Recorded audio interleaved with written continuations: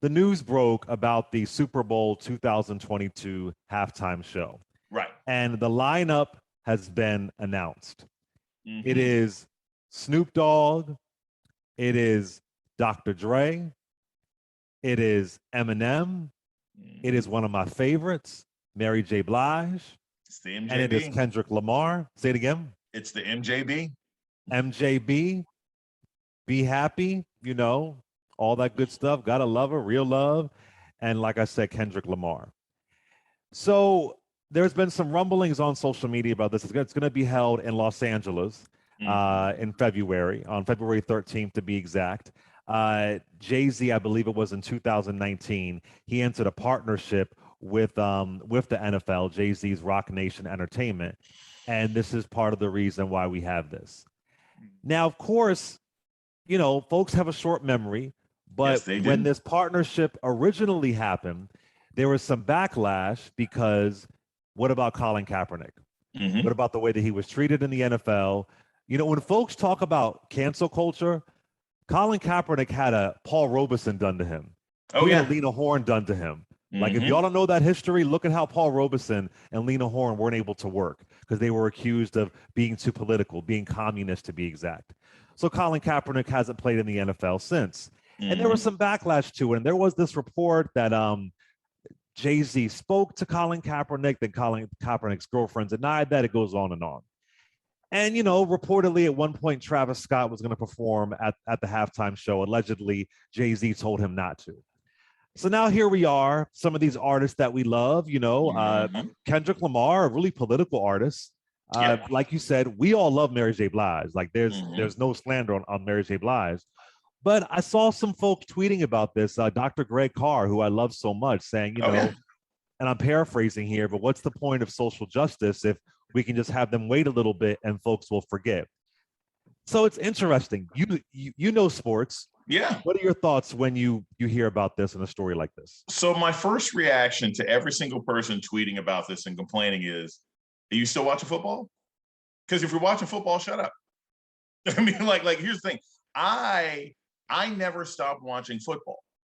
Hmm. And the reason I never stopped watching football, and there are some people who had some disagreements with this, but the reason I never stopped watching football is because, unlike I think a lot of the people who were very disgusted with what happened with Colin Kaepernick, and obviously I thought it was terrible and I thought it was disgusting and I've been critical, I was like, most professional sports, including the NFL, are terrible.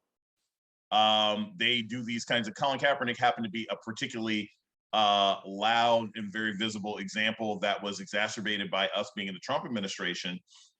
But I was like, the entire idea of the draft, it looks like a slave auction. They have black men standing on podiums where they inspect their muscles and touch them, something completely unnecessary nowadays. Free agency operates. I mean, like there are lots of really, really terrible things about how professional sports watch. Good Lord. And then the people who are like, I'm not going to watch this. I'm going to watch college sports. I was like, are you kidding? College sports is worse than the NFL. You don't even get paid. You don't even get paid. It's unpaid slave labor. So for me, I was like, I get people who don't want to watch the NFL anymore because of what happened to Colin Kaepernick. For me, that wasn't a line in the sand I wanted to draw because I was like, hey, everybody chooses their line in the sand. I think it's an awful thing, but hey, it's something I still enjoy doing. The reason that I say all that is because the only reason you can be disgusted about the people who are performing for the Super Bowl in 2022 is if you had the strength of your convictions to stop watching the NFL and stop purchasing anything associated with the league 3 or 4 years ago. If you still participate in the league, you don't really have that much space to complain. And I put myself in that category. Now, what I can say is this also. You can have a separate criticism, and I have a separate criticism of Jay-Z, because I think what he did is he allowed he allowed the NFL and Roger Goodell to basically put blackface on their ignoring and suppressing of legitimate concerns and complaints of players. And that was something that happened within the Players Coalition itself. We can criticize Jay-Z for selling out, for stepping in and basically saying, I don't give a crap and I'll take that cash. Like I had that criticism of him, but the criticism of these folks going and performing, nah, man, If you don't like it, don't watch it. And I encourage people, I suspect Dr. Carr hasn't watched football in years. And if you stopped watching football years ago, then you have been proven right. And if you kept watching like me, what are you gonna do? I mean, that's the honest goodness reason. And I'll also say this, Clay, because it's something very near and dear to my heart. When it comes to the powerful forces, if you look, there's four entities here. You have the league itself, the billionaires that own those teams, right? You have very wealthy professional performers, because it's like they ain't got no new upcoming, they ain't got Future in there. Okay, yeah, Future's successful, but like, I'm sorry, Kendrick Lamar, if he woke up tomorrow with Future's bank account, he'd jump off a bridge, right? Kendrick got deeper. He got Black Panther money. Okay, Future ain't got Black Panther money. So you got, I mean, Kendrick, Eminem, all these people are in the pantheon of hip hop and entertainment. They don't need this check. Okay, they chose this check. Then you have the fans, then you have the players. I always say we can't put it upon labor alone to fight against management, right? If you have a problem with the NFL, don't be asking the players to kneel. Stop watching the games. These guys are trying to make a living, right? It's not always up to them. It's up to us as fans as well. And I say the same thing. If you have a problem, if you wanted to make it absolutely toxic for any of these folks to come perform at the NFL, to come perform at the halftime show, you have 3.5 years to make it toxic. And we didn't. Not enough. And that's why they're going to do it. What are y'all thoughts on this? Do you think that the performer should have said no? 866-801-8255. Are you disappointed? Do you not care? So I'm going to be honest. I don't watch football. Right. I've never watched football. So it was kind of like giving up listening to R. Kelly.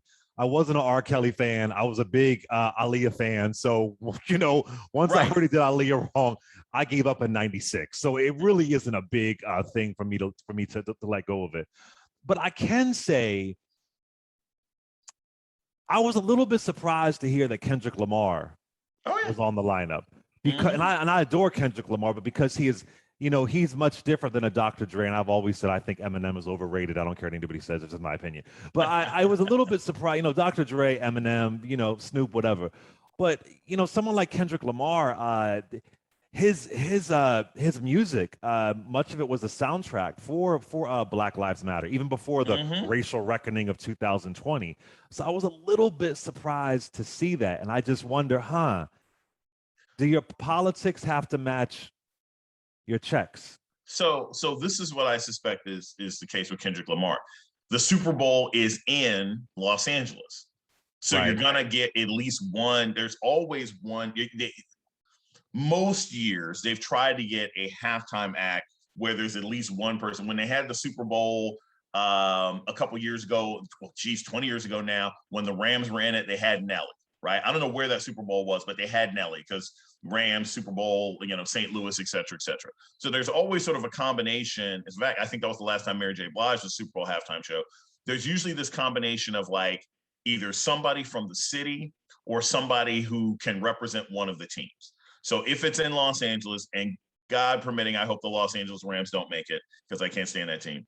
But, you can go get yourself a Kendrick Lamar. Now, what I suspect is going to happen, Clay, and this is also, I think, important, and not for all those cynical people out there who are like, see, this is why protesting doesn't matter. Nah, it made a difference. Like, they went into business with Jay-Z because the NFL saw that they were facing consequences. There are people who stopped watching football and never came back, and they're worried about that.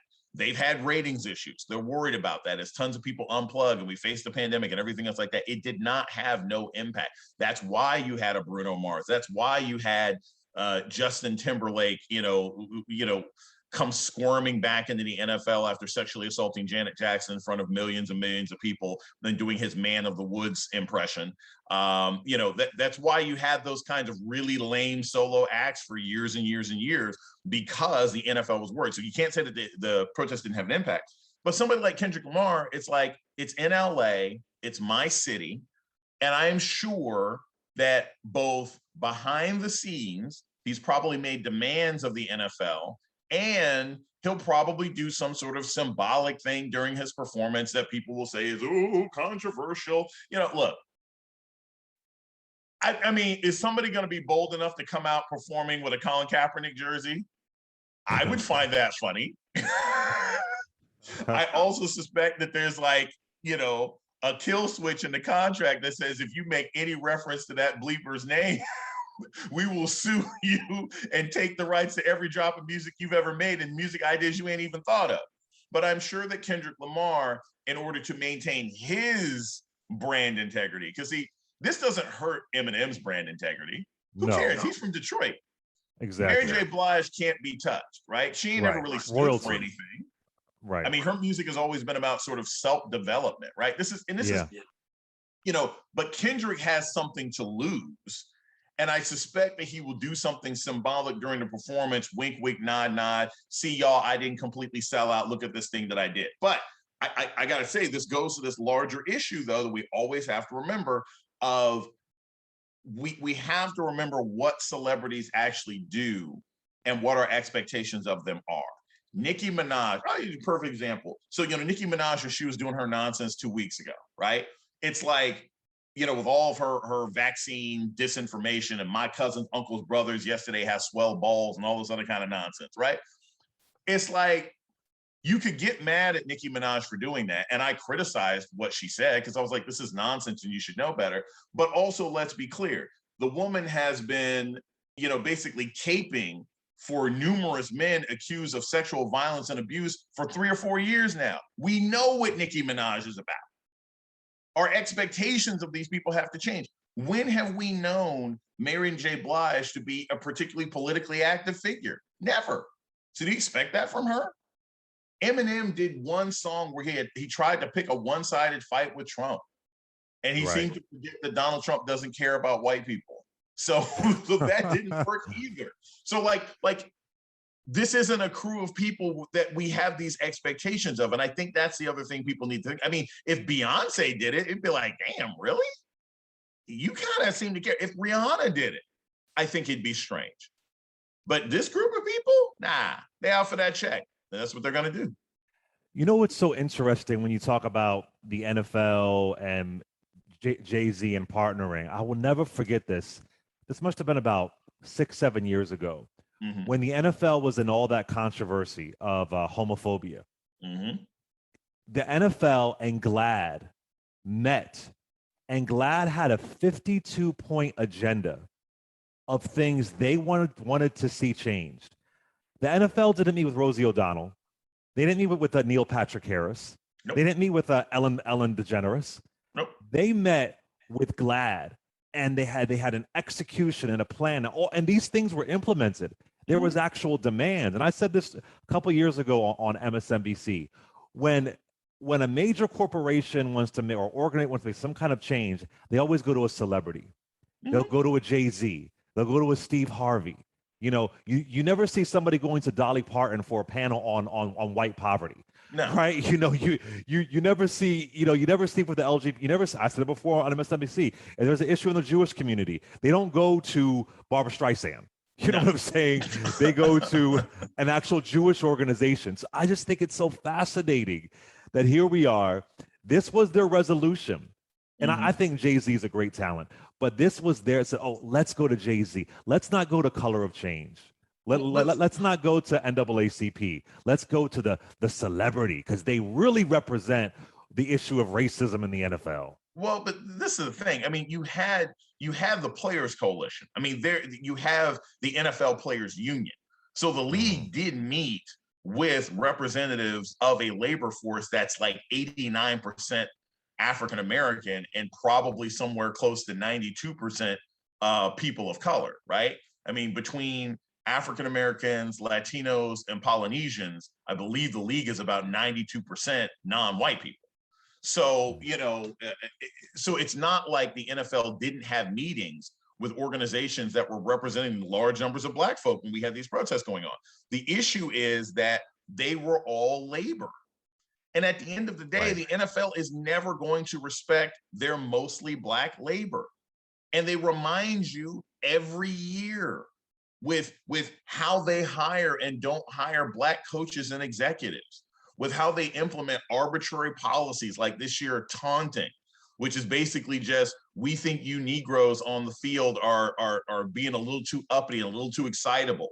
So we're now going to penalize you if you taunt another player after you're successful. I mean, all of these things, the NFL is constantly reminding Black people they don't matter, which is, hey, not radically different from a lot of organizations in this country, whether that's the Democratic Party, constantly reminding Black voters, hey, we don't really care about you that much because we're not doing anything about police reform and we're not doing anything about voting rights, but we'll fight over a bill to basically clean up highways. Whether we see that from the Fraternal Order of Police and national policing unions who are like, yeah, we kind of talked about police reform, but we weren't really we're not gonna make it cost anybody. We're not gonna cost Tim Scott. He's not gonna pay a penalty at the ballot box.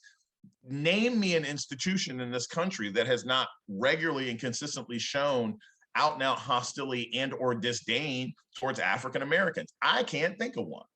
And again, that's not a justification for continuing to engage any of these institutions the same way. I criticize the Democratic Party. I criticize the Republican Party. I criticize, the NFL and the NBA and everything else like that. But I think I'm not big on selective outrage. And I think that's what this kind of boils down to for me, Clay, which is like, I mean, again, I don't hold it against anybody being mad, but it's like, is this the flag you want to, the hill you want to die on? This is where you want to plant your flag? I mean, hell, R. Kelly, I'm like you. I never really cared for his music that much. I mean, like R. Kelly in the public announcements, probably the last time I cared about him. I never believed he could fly. I always believed that he was probably a pretty terrible person. I heard stories about him, 15, 20 years ago. Oh, yeah. I watched the documentary. So, I mean, it's like, I always knew Jay-Z was terrible. I always knew R. Kelly was terrible. But again, like, if you stop listening, do you want to stop listening to music by people who commit heinous acts? If that is the case, do you stop listening to Miles Davis? Do you stop listening to anyone who has a history of abusing women?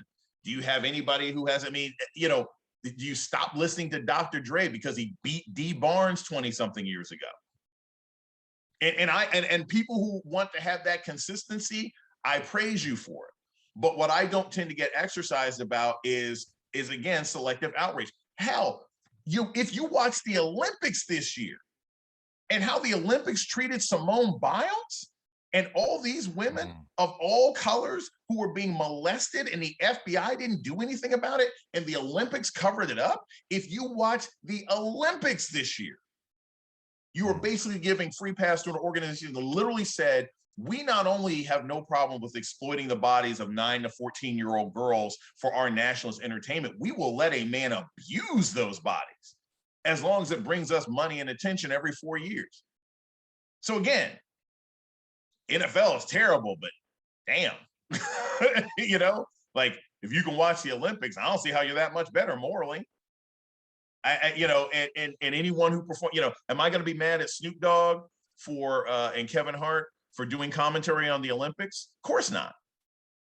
It was an opportunity for them to do something interesting and they made money off of it, and again, if I watch the Olympics, then I am low key saying that how they treated Sha'Carri Richardson and how the Olympics organization as a whole, which displaces hundreds of thousands of people every Olympics, every 4 years. They push people out of homes. They displace homeless people. They destroy indigenous lands. I mean, I go on and on.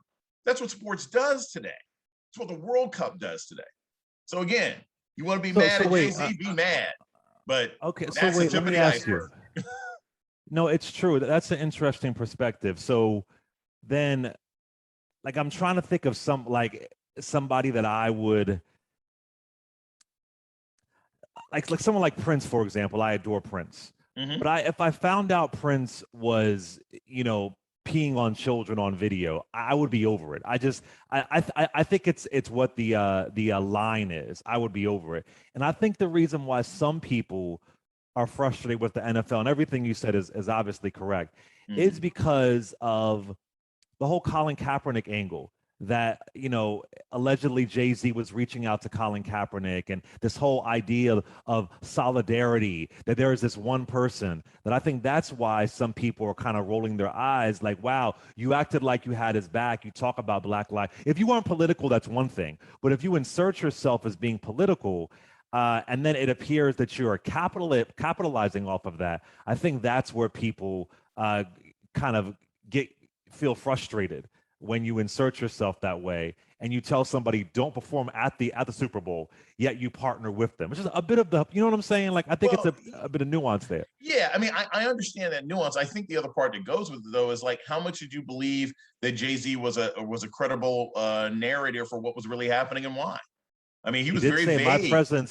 He did say my presence is presence enough. Yeah, my presence is charity. Trayvon This is the brother who said my presence is charity. Okay, he sure did. So when you've got a person who says that kind of thing, how high can your expectations be about his? I mean, he is, by this point, he's almost a James Bond villain. The man is buying up water reserves or whatever it was he was doing, that water thing, like the guy did in Quantum of Solace. I mean, like, I don't have particularly high expectations of Jay-Z and what he's going to do. And again, if you are looking at these people as entertainers and consumers, then that is okay. But I think for people's own mental health, well-being, and safety, we all have to draw our individual lines as to where we think a line somebody has to cross for them to no longer participate. I'll give you another sort of perfect example. For everybody, and I think this is important, this is really important about Colin Kaepernick. I want everybody to hear me and understand what I'm saying. Colin Kaepernick was blackballed and booted out of the NBA. Booted out of the NFL for taking a knee. Colin Kaepernick was also accused of sexual assault. Okay, like the year after he won the Super Bowl. It was him. I think the other gentleman's name was Ricardo Lockett. He was, I believe, a former wide receiver for the Seattle Seahawks. This is not a hidden story. Right. I'm not talking about something that wasn't known. It was in the newspapers. ESPN covered it. There was an investigation. But that woman is still alive and well. She is online. She has talked about what her experiences were, and she believes that Colin Kaepernick sexually assaulted her. Okay. I don't say this to criticize Colin Kaepernick, but what I do say is this. Colin Kaepernick is not the only NFL player or professional athlete to be accused of sexual assault. And if you can be mad at the NFL for how it blackballed Colin Kaepernick for taking a knee against police brutality, I also don't understand how you couldn't have left the NFL 5, 10, 15 years earlier for its horrible record of coddling, protecting, and not holding accountable players that have been accused of sexual assault. And again, Colin Kaepernick was not convicted of anything. There was an investigation. In the investigation, he was cleared of wrongdoing. But I just give that example because you got a lot of people in the NFL, a lot of high-profile people in the NBA who've been accused of sexual assault and violence. Is that something that matters to you? Because if it does, you should probably stop watching for that reason too. And I'm not saying this facetiously. Look, there was probably a good 2 years where I'm a Mike Tomlin fan. He's an African-American coach of the Steelers. He's going to go to the Hall of Fame one day. But Ben Roethlisberger was accused of sexual assault. Multiple women, chasing women into bathrooms and having to have people pull him off. Like Ben Roethlisberger, about 10 years ago, he had multiple cases of sexual assault, multiple accusations of sexual assault. He served no jail time. But if you read the stories about what he did, I was like, I can't watch this team. I can't watch this team anymore. Not with it. They should have gotten rid of him. So again, that's the line. Where are you going? Where are you going to draw that line, and how long are you going to hold to that line? And I want to make this abundantly clear for everybody listening out there. These are accusations, and I also think it's important. I don't use the word credible accusation because it's a nonsense word. Okay, we're laymen. None of us are cops. None of us are lawyers. So I can't determine if an accusation of sexual assault is credible or not. What I do know is that there are people who have accused high-profile professional athletes of sexual assault, and the leagues have completely protected those people despite accusations that are in many cases really graphic and really, really, really disturbing. I also want to add, I've heard people say, well, what about the Montgomery bus boycott? And I always say, that's not the greatest analogy. That was localized. That was localized, and there was a specific agenda to integrate the transportation system. And you had that was in the works for for a year or two. You had folks on the ground working, training for that. So the Montgomery bus boycott is not the best example of a so-called boycott of the NFL. I know you have to go, but I got to ask you one quick question. Sure. You mentioned holding Tim Scott accountable, making Tim Scott do something. How? How could Biden or anybody make cotton to Congress Tim Scott do anything? I mean, Tim Scott just went out and lied about why the George Floyd Policing Act and criminal justice reform failed. I mean, he blatantly lied. He said it defunds the police, which it doesn't, to give the police more money. Not at all. I mean, he went back. He's Kristen Sinema on voting rights. He's Joe Manchin on voting rights. Bruh, you literally co-signed this policy, and you are now backtracking on the very policy that you stood for years. Right. That was a key, I mean, he had been pushing for this sort of stuff for years, ever since Walter Scott was shot, who was one of his constituents, and he turned his back on it. But also he lied. I mean, because I think it was the Fraternal Order of Police, the national largest police union in the country, came out and released a statement and said, that's not why these talks broke down. Like, the cops came out and released a statement and said, nah, that's not true. The Democrats were not trying to defund the police. The FOP was in favor. I believe I have the right union. The FOP was in favor of this legislation. And Tim Scott went out and lied on them and lied on the Democratic Party. And my point is, is the FOP going to hold Tim Scott accountable the next time he runs for office? Are they going to take out ads and say this man lied on the police?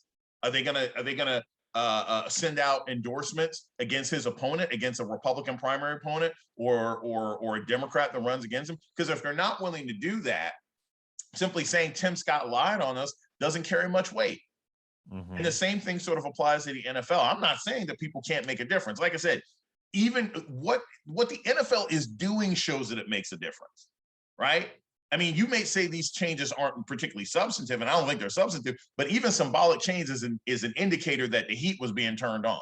Because trust me, the NFL, look, has the NFL done anything about the treatment of women? Not really. They tell guys to wear pink sneakers every once in a while and put on a ribbon for breast cancer. I mean, that's all the NFL does. The NFL has really not done anything about high-profile accusations of sexual violence and misconduct. I mean, you had Tyreek Hill. I mean, they suspend a guy. They suspend a guy for a couple of games, and they're back in time to play in the darn Super Bowl. The NFL doesn't do a darn thing about the treatment of women by many players. Antonio Brown, right? I mean,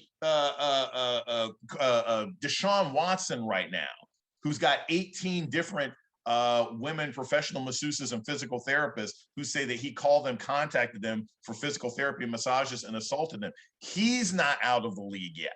He would be playing right now if he wanted to. The league hasn't done a damn thing because he's a high-profile player. So again, I say, if you're mad about misconduct, if you think the league is a terrible place, you probably ought to be mad about that stuff too. And most people don't. They don't really care about women. So it's like the NFL doesn't really care about the Black people who work there.